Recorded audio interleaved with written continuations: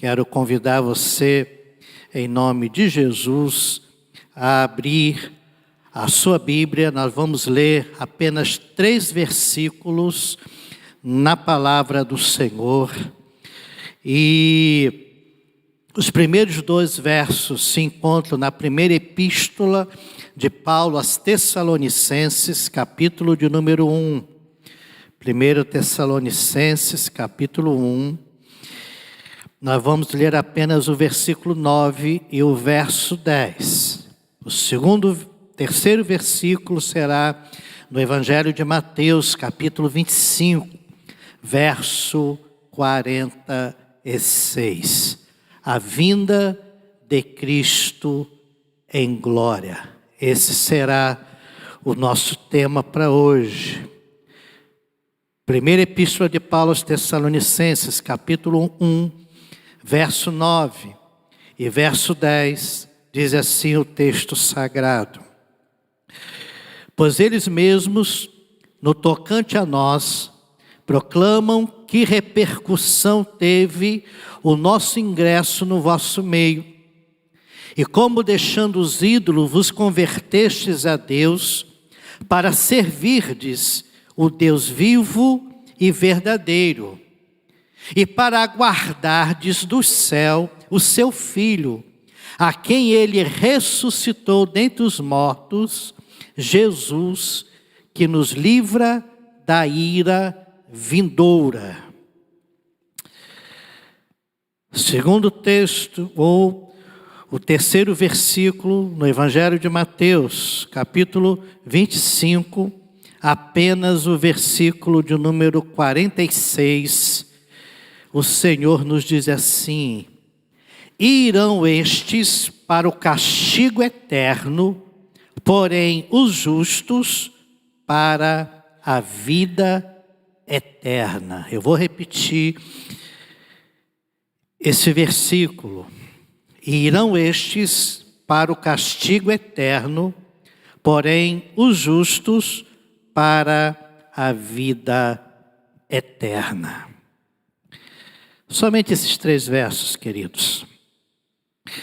A antiga confissão cristã, chamada de Credo Niceno, declara como uma doutrina central da fé da igreja que Jesus Cristo há de vir com glória para julgar vivos e mortos. Aqueles que elaboraram esse credo ou esse documento estavam certos em afirmar a realidade gloriosa da segunda vinda de Cristo. A segunda vinda de Cristo, meus queridos irmãos, constitui uma parte importante da fé apostólica e está intimamente ligada à sua primeira vinda. A segunda vinda de Cristo conduz toda a obra de Cristo em sua primeira vinda para um glorioso cumprimento. O apóstolo Paulo resume esta fé em sua primeira carta aos crentes de Tessalônica, dizendo: em como deixando os ídolos, vos convertestes a Deus, para servirdes o Deus vivo e verdadeiro, e para aguardardes do céu o seu Filho, a quem ele ressuscitou dentre os mortos, Jesus, que nos livra a ira vindoura. Vejam, meus queridos irmãos, que Paulo vincula a fé dos tessalonicenses a ações concretas.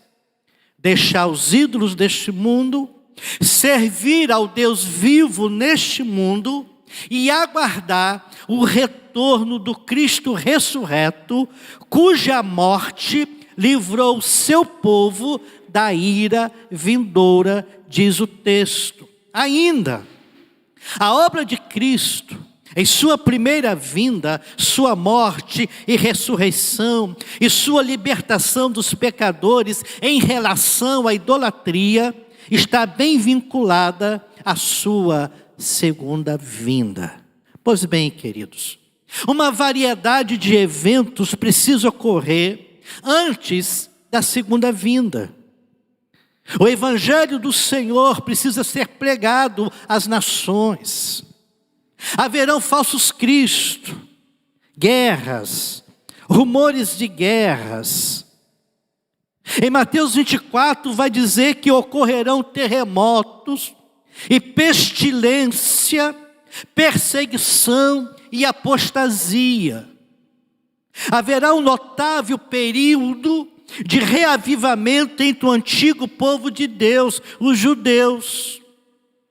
O endurecimento do coração, que é a parte da sua atual existência, irá terminar em um número significativo de judeus que irá se voltar para o Senhor, para o Messias.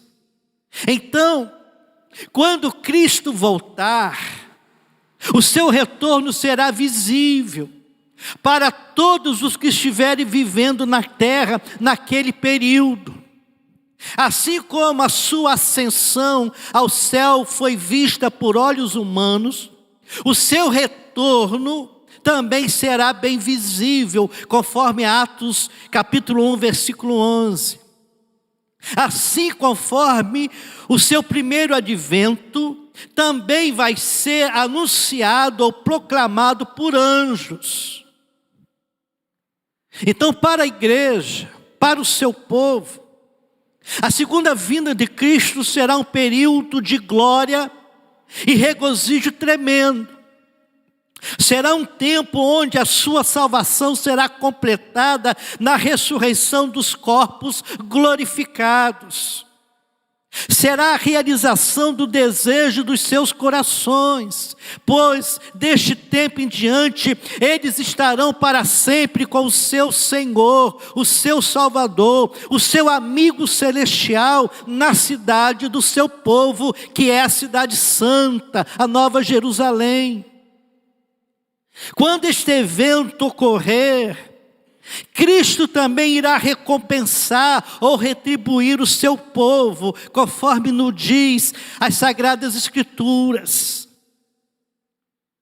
Deus não vai ficar esquecido, apesar de você ser salvo pela graça. Deus não se esquecerá das suas atitudes, das suas obras, do seu testemunho, do seu servir ao Senhor, do seu talento colocado no altar do Senhor. Irmãos, será algo glorioso para a igreja.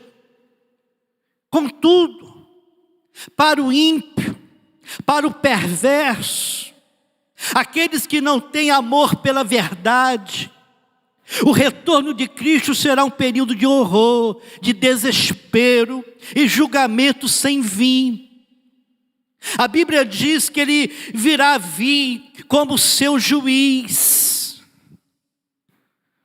O teólogo cristão do segundo século, chamado Irineu de Lyon, ele ensinou corretamente que os propósitos do advento de Cristo será julgar todas as pessoas, ou seja, separar crente dos descrentes, separar os profanos dos convertidos, separar os ímpios daqueles que creem. Então, como Jesus e os seus apóstolos ensinam esta verdade, aproximadamente 2000 anos do evento histórico ocorreram, fazendo com que algumas pessoas pensassem que a expressão profética do Senhor acerca da sua volta a este mundo tinha sido equivocado. É impressionante perceber, irmãos, que tal atitude é quase tão antiga quanto o elemento primordial do ensino apostólico.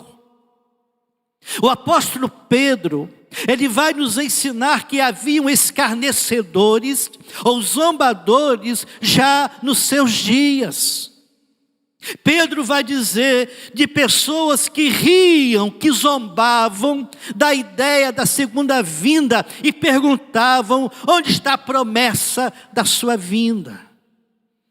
E a resposta de Pedro foi observar que assim como haviam aqueles que nos dias de Noé zombavam da sua pregação, acerca do fim da civilização deles, também existem zombadores que desprezam a pregação acerca da segunda vinda de Cristo. No entanto, diz a Bíblia, assim como as águas do dilúvio certamente vieram e varreram todo o mundo de Noé, assim também o Senhor irá retornar para trazer um fim imediato à história da humanidade e inaugurar a eternidade. Enquanto isso, nós podemos estar convencidos de que esse aparente, entre aspas, atraso no retorno de Cristo ocorre para permitir que todos os eleitos do Senhor possam ouvir o Evangelho e se arrependam e venha a ser salvo. Cristo vai voltar. Essa é a mensagem da Bíblia. Cristo vai voltar. Essa era a esperança dos irmãos de Tessalônica, conforme o texto que lemos. Cristo vai voltar. Essa é a esperança da igreja. Mas a questão é, e depois que ele voltar? E daí? É sobre isso, queridos, que eu queria meditar um pouquinho com vocês depois dessa pequena introdução. Ele vai voltar, nós cremos nisso. Ele vai voltar, nós sabemos, nós temos essa esperança. E depois da volta dele? Depois da volta dele, nós temos duas realidades. Duas. E é sobre essas realidades que eu queria meditar um pouquinho com você. Você que está aí na tua casa. Você que pode estar me ouvindo, mas ainda não tomou uma decisão ao lado de Cristo.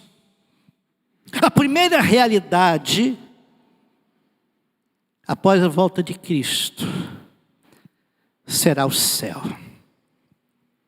Céu é o lugar da habitação de Deus.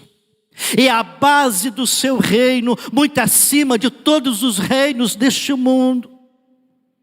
Céu é o lugar da sua gloriosa presença para sempre. É o lar eterno de todo crente, de todos aqueles que põem a tua confiança em Cristo. O céu é tanto privativo quanto positivo. O primeiro como lugar livre ou privado de toda miséria. O segundo como lugar onde todas as bênçãos divinas serão saboreadas. A Bíblia diz que o céu é um paraíso. Lucas, no seu evangelho, vai dizer que o céu é uma habitação eterna. O autor de Hebreus vai dizer que o céu é uma cidade que há de vir. Paulo, escrevendo aos Colossenses, fala do céu como uma herança gloriosa. O salmista, no Salmo 16, vai dizer que o céu é lugar de desfrutamento, de alegria. E, acima de tudo, o céu é um mundo de amor. O Deus triuno, a fonte do amor, torna o céu, meus queridos irmãos, um mundo de amor. Lá no céu habita o Deus Pai, o Pai de amor, que amou o mundo de tal maneira que deu o seu Filho unigênito como sacrifício. Lá no céu habita o Deus Filho, o Cristo, o príncipe do amor, que amou tanto o mundo a ponto de verter o seu sangue e derramar a sua alma na morte em favor do ser humano. Lá habita também o Deus Espírito, o Espírito Santo, o Espírito do amor divino, em quem a própria essência de Deus, pode assim dizer, flui e respira em amor. E por sua imediata influência, todo o santo amor é derramado abundantemente nos corações de todos os santos. No céu, esta fonte infinita de amor Este eterno amor do Deus triuno, Pai, Filho e Espírito Santo, é aberto sem nenhum obstáculo para impedir o seu acesso, fluindo para sempre em feixes como a luz proveniente do sol. O amor celestial é esbanjado sobre os objetos amáveis. Meus queridos, o amor e o céu é o lugar onde o amor não está confinado, pois ele flui em riachos ou ribeiros inumeráveis em direção a todos os santos e a todos os anjos em glória. Lá não haverá coisas ou pessoas odiosas, desagradáveis, e conforme o Apocalipse nos diz, lá não haverá nenhuma coisa contaminada. Nada vai ofender, nem mesmo o gosto mais refinado ou o olho mais suave. O pai da família é amável, assim também são os seus filhos. O corpo de Cristo é amável, assim também são todos os seus membros. Cristo ama a todos os seus santos no céu. O seu amor flui para toda a sua igreja e para cada membro individual da sua igreja. Em verdade, queridos, o céu não é céu sem Cristo. Ele é o próprio céu do céu. Além disso, os santos não vão apenas receber esse amor de Cristo, mas os santos no céu vão também amá-lo. Eles vão amar a Deus em seu próprio nome. E cada um vai amar o outro em nome de Deus. No céu não haverá inimizade. No céu não haverá ódio. No céu não haverá aversão. No céu não haverá frieza de coração. No céu não haverá ideologias, no céu não haverá preconceito, no céu, meu irmão, minha irmã, não haverá indiferença remanescente em relação a Deus e a Cristo. Como os santos irão amar a Deus com fervor inconcebível e com o máximo da sua capacidade, então todos os santos irão saber que Ele os amou desde toda a eternidade e que ainda os ama e que Ele vai continuar amando a sua igreja por toda a eternidade no céu. Pense nisso.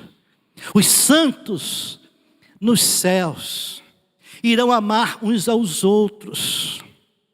Queridos, no céu não haverá nada externo para manter os seus habitantes distantes uns dos outros, ou para impedir o seu mais perfeito desfrutamento no amor uns pelos outros. No céu, todos estarão unidos nos relacionamentos, todos serão como irmãos, em como uma sociedade, ou então como uma família, e todos serão membros da casa, membros da família de Deus. Pense, haverá crianças que viveram apenas alguns dias, tendo sido perdidas aqui embaixo, para serem encontradas graciosamente lá em cima. Haverá pai, haverá mãe, haverá esposa, haverá marido, filho, o amigo cristão, com o qual nós iremos renovar a piedosa amizade dos santos na glória e nos céus. Meus queridos e amados irmãos, que maravilhoso céu de descanso para entrar. Depois de ter passado por tormentas e tempestades aqui nesse mundo, na qual o orgulho, o egoísmo, a inveja, a malícia, o desprezo, o desdém, a discórdia e os vícios são como ondas de um oceano impiedoso, sempre irrompendo em violência e fúria. Que glorioso é saber que depois de você ser fiel aqui nesse mundo, sofrer por amor a Cristo aqui nesse mundo, amar a Deus acima de todas as coisas e pagar um preço por isso, que glorioso é saber que o céu te espera, que você não serve em vão, que você não canta em vão, que você não dá testemunho em vão, que você não é fiel em vão. A Bíblia diz que lá jamais haverá fome. Diz o Apocalipse: nunca mais terão sede, não cairá sobre eles o sol, nem ardor algum, pois o Cordeiro que se encontra no meio do trono os apacentará e os guiará para as fontes da água da vida. E a Bíblia diz que Deus lhes enxugará dos olhos toda a lágrima. Então todo crente em Jesus, isso inclui a mim e a você, pode seriamente anelar ou ansiar por esse estado eterno de bem-aventurança, onde ele irá ver o seu Redentor com seus próprios olhos, e não haverá outro senão a Cristo que vai prender toda a sua atenção. Esta, irmãos, é a primeira realidade após a vinda de Cristo.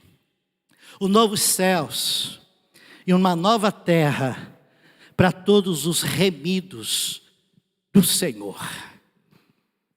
Mas existe uma outra realidade após a vinda de Cristo. Essa realidade se chama inferno. O inferno é um lugar de eterno julgamento, conforme Mateus nos diz. A Bíblia nos diz que o inferno é lugar de tormento eterno, em oposição à ideia não bíblica do purgatório. A Bíblia, meu irmão, minha irmã, prontamente afirma a existência do inferno. E observe que o inferno é lugar onde o corpo e a alma dos homens são afligidos. O inferno tem muitos nomes que realçam a sua natureza. Lucas vai dizer que o inferno é descrito como fogo inextinguível. No Evangelho de Mateus vai dizer que o inferno é como uma fornalha acesa. No Apocalipse vai dizer que o inferno é como um lago de fogo. Na Epístola de Judas, no verso 7, vai dizer que o inferno é um fogo eterno. Em Mateus capítulo 22 vai dizer que o inferno é trevas. Em Judas, versículo 13, vai dizer que o inferno é uma negridão das trevas para sempre. Pedro, na sua segunda epístola, vai dizer do inferno, e se referindo ao inferno, e fala de abismo de trevas. Prestou atenção? Algumas pessoas fazem objeção a pregar e a ensinar a doutrina do inferno, supondo que este ensinamento é antiético, a ênfase que o Novo Testamento dá à mensagem de Cristo do Evangelho. Contudo, todos os protestos são deixados de lado quando é percebido que a doutrina do inferno é mais claramente estabelecida no Novo Testamento do que no Antigo Testamento. E é encontrado frequentemente nos lábios do próprio Jesus. Além disso, uma compreensão do tormento contínuo da alma no inferno pretende causar temor e despertar as consciências entorpecidas daqueles que ainda estão vivos, mas rejeitam o Evangelho da graça. Ainda estão vivos, mas rejeitam e não entram pela porta estreita. Então, incutir um temor bíblico do inferno, sabe, irmãos, é necessário, é útil. E duas realidades demandam esse terrível julgamento para os descrentes. Em primeiro lugar, o inferno é necessário por causa da imundícia do pecado contra o infinito e santo Deus. Isso me faz lembrar dos blasfemadores, daqueles que não têm temor de Deus no coração, daqueles que brincam com o nome santo do Eterno. É imperativo, irmãos, que uma punição proporcional seja executada de acordo com a justiça de Deus. Em segundo lugar, o inferno é necessário porque Cristo não satisfez a justiça de Deus para os ímpios, os quais devem suportar por conta própria a plena ira de Deus no inferno. Por isso que o texto que lemos lá de Tessalonicenses vai dizer que eles aguardam a volta de Jesus, esse Jesus que nos livra da ira vindoura. E ninguém gosta de pensar, irmãos, da ira de Deus. As pessoas só querem ouvir do amor de Deus. Esta ira atormentadora de Deus no inferno tem duas características. Primeiro, é um julgamento, é uma privação eterna. Mateus vai dizer que a presença de Deus, a companhia dos santos e dos anjos, a bem-aventurança do céu, a misericórdia de Deus e de Cristo e dos piedosos com eles, e toda a esperança da restauração eterna, são todas impedidas e excluídas pelos portões do inferno. Portanto, se você quer fugir dessa ira de Deus, dessa condenação eterna, aproveita a mensagem do Evangelho que você ouve. Através da eternidade, os ímpios se tornarão cada vez mais empobrecidos e exaustos no inferno. Em segundo lugar, existe uma quantidade enorme e formas pelos quais os condenados se tornam ainda mais miseráveis, conforme a ira do santo Deus e conforme a ira de Deus é exercida em seu calmo pleno. Este sofrimento é aumentado eternamente pela a universalidade dos tormentos que afetam o ímpio no corpo e na alma. A extremidade dos tormentos que não podem ser extinguidos nem tolerados. A continuidade dos tormentos que não cessam e não têm intervalos. A sociedade dos tormentos, aqueles a quem os ímpios sofrem. A qualidade dos tormentos, uma miséria desprovida de qualquer conforto e prazer. A crueldade dos tormentos pela mão do diabo e seus demônios. E a eternidade dos tormentos que irão ser acumulados eternamente sobre os ímpios. É isso que a Bíblia diz. Quer as pessoas gostem de ouvir ou não, mas elas precisam ser alertadas acerca dessas coisas. O incrédulo deveria temer e tremer de tal forma que pudesse ser trazido ao arrependimento ou à fé. Quando ouve falar dessas coisas, o incrédulo deveria cair com a cara no pó, se curvar diante do Senhor. Além disso, todos os seres humanos, e você, crente em particular, são chamados a abandonar os pecados que conduzem ao inferno. Um vislumbre do inferno só pode produzir senão uma deserção de toda impiedade. Adicionalmente, a doutrina do inferno traz ao coração do crente para o descanso mais doce na glória de Cristo. Então guarde essa frase, meu irmão, minha irmã, você que está me ouvindo. Quando o amargor do inferno é reconhecido, as alegrias do céu se tornam ainda de maior valor. Eu vou repetir essa frase para você que me ouve. Quando o amargor do inferno é reconhecido, as alegrias do céu se tornam de ainda maior valor. Então Jesus vem, essa esperança da igreja. Jesus vem esta é a pregação da igreja. Assim como Noé, diz Pedro, anunciava o dilúvio, a igreja anuncia a volta de Cristo. Ele vem. A questão é, logo após a volta de Cristo, nós temos essas duas realidades: céu e inferno. E aí, para onde é que você está indo?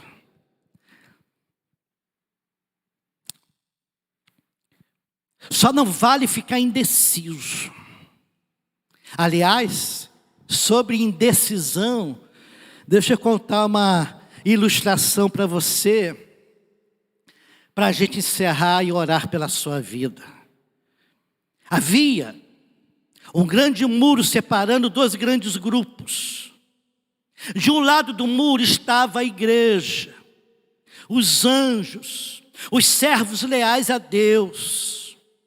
Do outro lado do muro estavam os demônios, todos os seres humanos que não servem a Deus.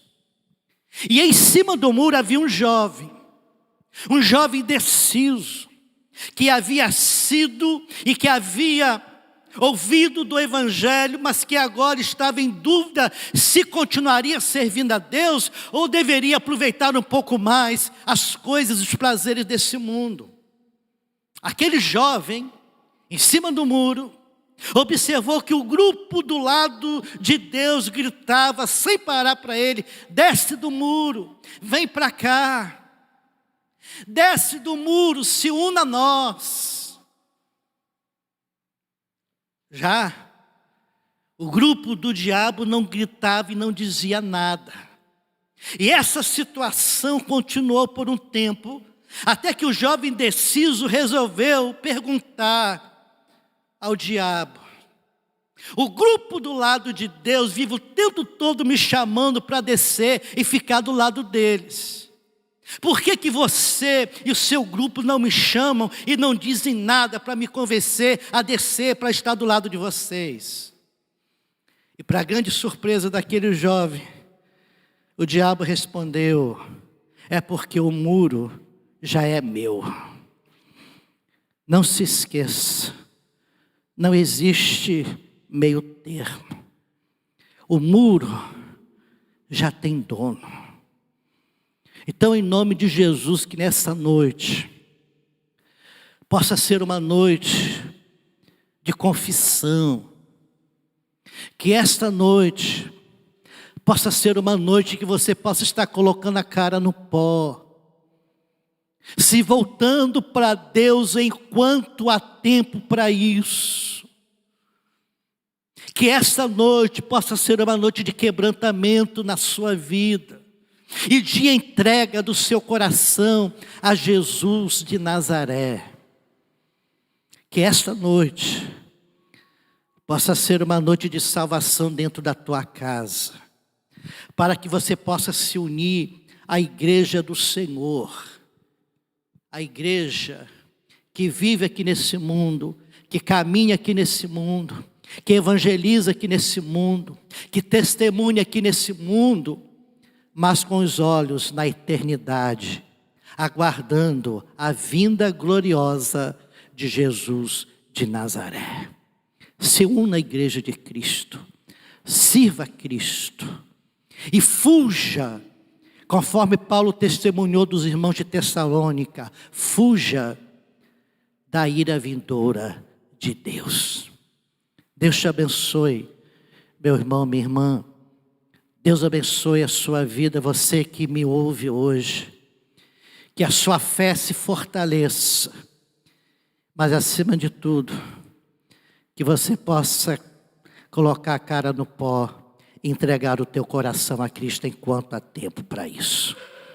Deus te abençoe.